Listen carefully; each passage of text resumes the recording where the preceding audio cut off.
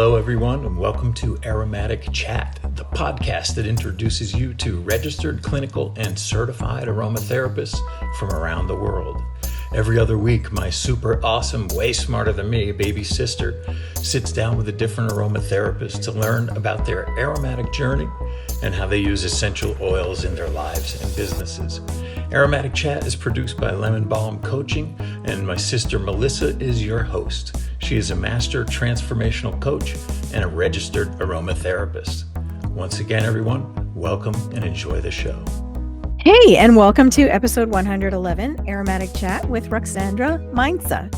Ruxandra is a level 1 NAHA certified aromatherapist and the founder of Refugium Aromaticum in Brunswick, Maryland. Her journey into aromatherapy began in 2019, motivated by a desire to explore complementary healing modalities for her husband's service-related PTSD. Currently, she is pursuing advanced certifications at Aromahead Institute and studying aromatherapy with previous Aromatic Chat guest, Angela Sidlow. With her healthcare background and volunteer experience, Ruxandra strives to provide science-based guidance and custom aromatherapy products. Originally from Romania and raised in Germany, she now resides in Brunswick with her husband of 25 years and their 2 college-aged children. Ruxandra wasn't sure if she should say yes to being a guest on the show because she's not quite finished with her certification, but I think it's super inspiring to hear from people all along the aromatic path. So let's get started. Ruxandra, thank you so much for joining me on Aromatic Chat. I know you were a little bit concerned because you're still in your certification process, but I think it's very important for people to hear from aromatherapists along the spectrum of what becoming an aromatherapist and being aromatherapists is about. Thank you. Thank you for having me. Absolutely. Well, we would love to hear your aromatic journey. You know, I don't think any of us grew up thinking, oh, I'm going to work with essential oils someday. So how did you end up deciding to go to school to become an aromatherapist?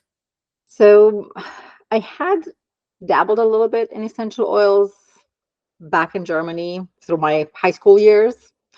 At the time, it was really big to burn candles that had thyme essential oils because they were saying it's helping against cold, flu, whatever. Then I kind of got away from it. I was introduced to essential oils, well, reintroduced here in the US by one of my neighbors here in Brunswick. She was selling doTERRA. So like a lot of other people like me, that's how I got back to essential oils. My main reason why I was so interested in it was my husband. He's retired military. He's suffering of PTSD. And I was just looking for complementary modalities to help him. Just looking at all the medications he had to take and all the side effects, I was just trying to find something that would maybe work better without all the side effects. That's how I got to essential oils and aromatherapy. Excellent. And how did you decide to go to school and get certified? I mean, because you know, picking up an essential oil here and there, going to a party hosted by, you know, somebody selling MLMs is different than taking the plunge and getting certified. What was it that led you to that decision? Yeah, that was a little mishap that I had for myself. I loved taking bath with a product from Germany that has like essential oils mixed in with the bath salts. It was something for relaxing the muscles. And I had run out and I couldn't get it here. So I was looking at the list of the ingredients and I was like, oh, I can get this and I can get that. And I started mixing myself. And I made a small 1 ml bottle, no more than that. I filled up my bathtub and I put just a few drops in at first with my salt and everything. And then I was like, well, my tub is so big, this 1 ml, that even doesn't look like it's going to be enough. So I poured the whole thing in, and there was ginger in there. Oh my gosh. Yes. So I didn't sleep all night because I was feeling so hot. I mean, like hot flashes right now are nothing compared to that. Luckily, I didn't have any injuries besides feeling hot and not sleeping. And that's when I was like, Yeah, maybe I need to find out more about the essential oils before I do damage. Yeah, I went to a spa one time and the name of the spa was actually Ginger Spa. Hmm. And everything they did, they used ginger, not the essential oil, but the actual Yeah. root of ginger. And I had a like a what did they call it? A mask, like a ginger Hmm. mask on my back. I was on fire. I was like squirming on the table. And that was from the root. I Hmm. can't even imagine the essential oil in a Yeah. in a hot tub, right? A hot bath Yeah. all over your body. Oh Never again. my God. We just don't know what we don't know until we know. Exactly. Yeah. Oh, wow. So that's when I started researching schools, and I came across AromaHead and I signed up for my first class. Excellent. And when was that? When did you decide? What year was that? That was 2019. Okay. And I've been taking some of their other classes besides the certification class first. And then I kind of like worked my way up to the certification class. I have taken the final test already. So I have my essential oil specialist and the level 1 NAHA certification. And I am pretty close to finishing everything. It's just Yeah, deciding on yeah, my and those papers and stuff. So those yeah, case studies can be very daunting when you get to this point because it's like, I don't I have know. only It's just one left to do. yeah. So Yeah. Well, one of the things I'm glad that you mentioned Aromahead is where you went. One of the things that I do like about their model is you can just kind of dabble a little bit in the mhm. education before making a final decision to jump in. So anybody that's listening, like if you're just curious, check out Aromahead because they do offer so many like just little classes that you can take Mhm. besides jumping all the way into a Yeah, certification. So that's yeah. awesome. Tell me, do you have a favorite case study so far? Actually, that was not a case study. It was my mom. She visited last year. She usually has high blood pressure, Mm. but once in a while, her blood pressure is gonna drop, and she gets like really dizzy and almost fainting. So I made her an inhaler with just plain rosemary, and the moment she sniffs it, she like instantly feels better. It's like no more fainting. So she took that back to Germany with her, and every time she's going somewhere out of the house, she always has that in her purse now. That's awesome. And I mean, it's called aromatherapy, right? So Yeah. we're talking about aromas, and the fastest way to get something into the system is through inhalation. Yes. So the fact that you're like, here, let me make you something. It's so easy, so simple, but it's so powerful. And a lot of times you don't really need more than one oil. It depends what you're dealing with, but most of the time, one oil does it. Simple, right? Yeah. Yeah. Simple is almost always better. Do you have a favorite essential oil? It always changes. It depends. Yeah. I love all citruses, Mm, sandalwood, and yeah, frankincense. As very a matter of nice. fact, I'm actually burning some frankincense resin right now. Oh, very nice. It Very just nice. helps calm and yeah. Yeah. I'm sure you're familiar with Robin Kessler. Yes, that's where I get Be, my resin from. Yes. yeah, I was gonna say, Yeah. being in New Jersey, you probably, yeah, you probably have I you met her? actually went to her place, was about 2 years ago. So I met her in person and I got to test all her resins Wow. and I got hooked. Yeah, Yeah. the resin is so fun. Yeah. I'm It's making so the different than the infusion. essential oil, and it's Yeah. just lovely. Yeah, I love to burn frankincense and myrrh too. Myrrh Yes. is nice Mhm. as well. Yeah. And she Yeah, got me hooked making the infusions too now. So testing everything. yeah, and that's part of our certification as well, right? Yeah. Testing and figuring things out. So Yeah. that's cool. So can you tell us a story about how you have seen essential oils help someone, whether it's you, your husband, someone else? So for my husband, they actually really work nicely. I would say right now he probably has more blends on his desk than I do because every time there's something going on, he comes and asks, can you make me something for this? Can you make me something for that? And recently, again, a very simple thing. I am in Angela Sidlow's Aromatherapy class, and he has problems falling asleep recently. All I did was vetiver on kidney 1 on the bottom of your foot. And he just presses that point for a few minutes and he's sleeping through the night. Isn't that So, incredible? yeah. I had a little bit of experience with acupuncture myself back in Germany. I was very skeptical in the beginning, but I said, I'll try. And it was the best thing ever. So when Angela offered the class, I jumped right on it. Yeah. Isn't it funny how skeptical we are when we're trying out new things, right? Mm-hmm. Like, I don't know if that's going to work. It doesn't seem like it would work for anyone, much less me, Yeah. and then we take the plunge and we make it, we give it a shot. And then lo and behold, vetiver pressing on our foot helps us sleep. Mm-hmm. Yeah. That's crazy. Yeah. He was surprised too, but I mean, he was skeptical with the essential oils in the beginning too. Mm-hmm. Like I said, now he comes himself and asks for something when he needs something. So that's been really good for him.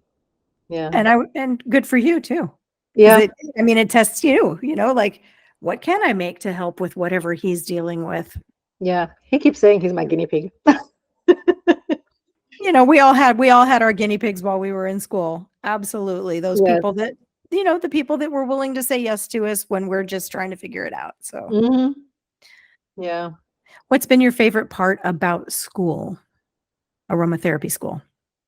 I mean, of course, the learning about the oils, but actually smelling the oils, because for the blends we had to make for class, I mean, you have to purchase a lot of oils that maybe you wouldn't have thought about. Mm-hmm. So just to experience that was probably my favorite.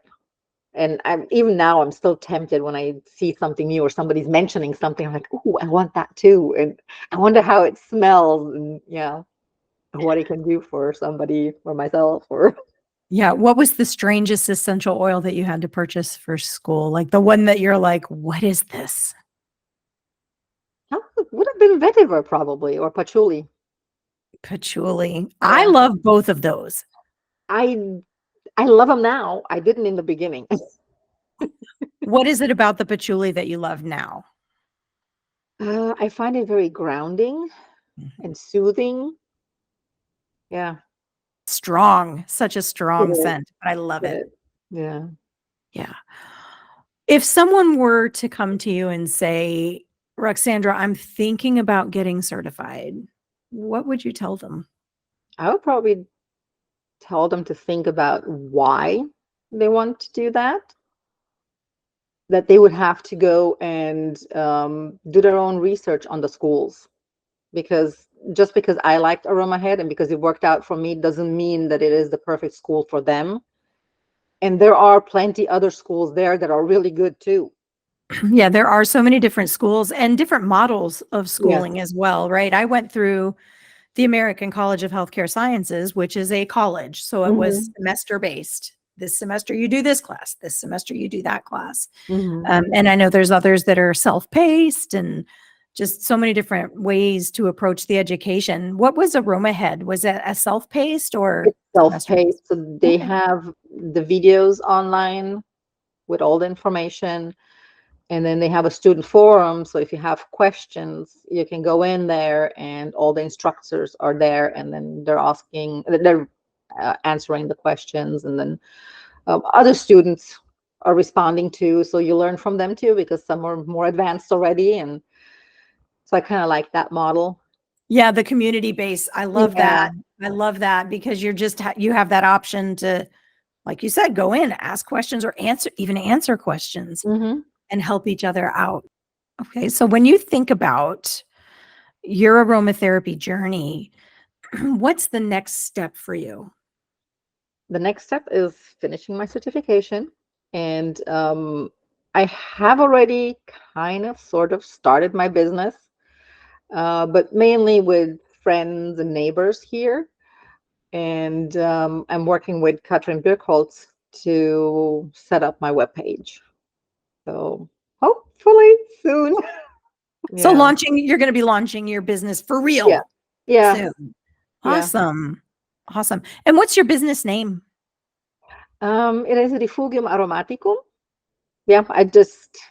Again, it has something to do with my husband.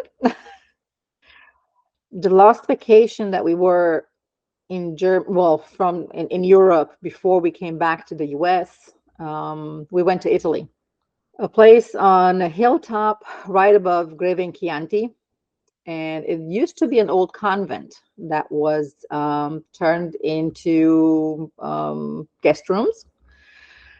And the name was Refugium. It was the first time in a long time that I had seen my husband like really relaxed. Sorry. Take your time. So he was actually the first time back to his old self. And so I was just trying to think, like how I could use that name in there. So then Aromaticum for aromatherapy, and Sure. refugium actually means refuge. So like an aromatic refuge. Um, because yeah, it just helps him so good. And yeah, We all need a refuge, yes, some place to feel safe. yeah. Yeah, that's beautiful. Sorry. Please don't apologize. Please don't apologize. We love the people that we love, and we want them to be well, and we want them to be safe, and we want them to be happy, and we Yeah, want them to have life, right? exactly.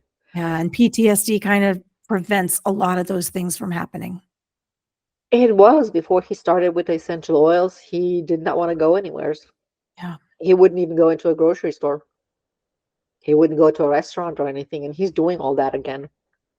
And he's made friends here. And yeah, so it has helped tremendously. Wow. Yeah. The power of nature. Yes. Yeah. It's we forget. I think we forget in our, 9 to 5 inside four walls experience how powerful nature is. We were designed to walk among the plants. We weren't Yeah. designed to sit in a cubicle or a room all day. Yeah. That's true. Yeah. Wow. So what are you working on right now that you're really excited about? Right now, I am working on getting certified in aromatherapy. And yeah, I was actually surprised how well the essential oils work with the points. So yeah, again, I was skeptical. I didn't know. Um, but Angela put these wonderful cards together with suggestions for an oil, but we're also experimenting with different oils. Like if we think that something else might work, we do that too. Very nice. Yeah, trusting your gut, trusting your intuition to know what's Yeah, right for the client that's right in front of you. yeah, Because we always talk about this, right? Lavender is well known for being relaxant and helping, mhm. it's sedative and all of that, but for some people, it Not has for the me. complete opposite effect. So, Not for me. And it's actually funny because I don't like lavender essential oil, but I love the plant. I have same. several bushes in my yard, and I just absolutely love it when they're blooming. I'm not a fan of the oil. I use whole wood instead. It's still Ooh, rich in linalool, but the scent is a little bit different. It has a little bit of that woodsy in there, and I love that. everybody talks about lavender because that's kind of like our gateway essential oil, right? Here, Yes. smell this. It'll relax you and bring you into the aromatherapy fold. But not everybody likes lavender. My brother hated the smell of lavender. He couldn't stand it. So yeah, it's different for everybody. Yeah. And that's one of the reasons that we do get certified so that we understand these things, Mhm. right? And to be able to reach our clients where they are with what will Yeah. work for them. Even Robert Tisserand in his mental health class, he was mainly talking about lavender. It was lavender, lavender, lavender, the entire class. I mean, most of the studies have been done on lavender. That is true. Yeah. Yeah, that is true. So, But also lavender. I mean, yeah. But it is good for a lot of things. And if you like it, I mean, it's great. yes, yes. But and almost every state has a lavender festival too. Have you Yeah. noticed that? Yes, Yeah. we do here too. Isn't that funny? Okay. So the mission of Aromatic Chat is to connect you with the people who need what you do. How can people find you? So right now they can find me on Facebook and on Instagram under my business name, Refugium Aromaticum. Yeah, and then hopefully soon my webpage. Excellent. So this is not to pigeonhole you, and it's not to make you feel like this is what you have to do. It's just a question. There are so many different tracks that we can take as aromatherapists. Mhm. Some people like to work one-on-one with clients. Some people like to educate. Some people like to formulate. Do you have any idea what direction you're leaning in? So definitely working one-on-one with clients, but I also like to educate. Mm. So on the web page, I will put some educational material where people can read up themselves and, find out for themselves first if aromatherapy really is something for them. So I'm curious, who inspires you? Gosh, there's actually several people in the aromatherapy world. Feel free to mention all of them. Angela being one, Jennifer Pressimone, Mm. she is amazing. I took one of her gut health classes, and the wealth of information that she is providing in there is just out of this world. And not just information, but Yes, practical experience coming from a place of understanding. yes, Yeah. exactly. Um, Robert Tisserand for writing that big fat book on safety. um, Salvatore Battaglia. I love his classes. Just the way he talks about essential oils, it's just you're just glued. He just comes across so genuine. Well, So Jade Shoots too. She's amazing. what are some of your other passions outside of aromatherapy? Some other things that you love to do? I love being outside in my garden. That probably stems from my grandparents because they used to have a garden. My grandfather was a doctor. He studied in Paris before World War II. Mm. And he was making a lot of stuff himself, like tinctures, and he had beehives. And I mean, he was growing all kinds of stuff that I wish I would have paid a little bit more attention back then. But yeah, little kid, I was like, "Hey, what are you doing there again?" And my grandmother used to forage for whatever they wouldn't grow in the garden. She would go and find her herbs and dry everything for the winter for, again, tinctures, teas, whatever.